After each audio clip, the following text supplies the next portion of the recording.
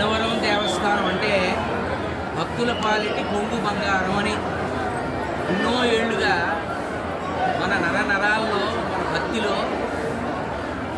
ఎప్పుడు ఎవరు వివాహం చేసుకున్నా సమస్త ప్రజలు కూడా వివాహం చేసుకున్నారు అంటే రమా సత్యనారాయణ స్వామి వారితో చేసుకుంటారు అంతే. అంటే మన జీవితంలో ఎంత గొప్పగా ముడిపడిపోయిందో స్వామివారి అనుగ్రహం, అది అంత గొప్ప పుణ్యక్షేత్రం ఇది. ఇక్కడ ఒక నమ్మకంగా, ఒక మొక్కుగా, ఒక వ్రతంగా ఇక్కడికి వచ్చి ఆచరించడం అనేది ఎంతో కాలంగా జరుగుతుంది. ఇక్కడ అందరూ కూడా ఎంత గొప్పగా డెవలప్ చేశారు. నేను చాలా కాలం చూస్తే ఇంత అభివృద్ధి చెందిందా అని ఆశ్చర్యపోయాను.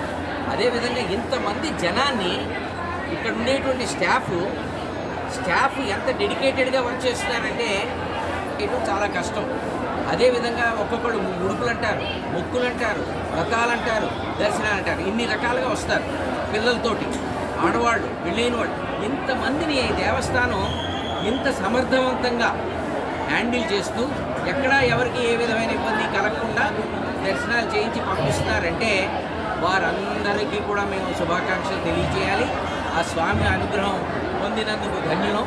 దర్శనం చాలా బాగా జరిగింది.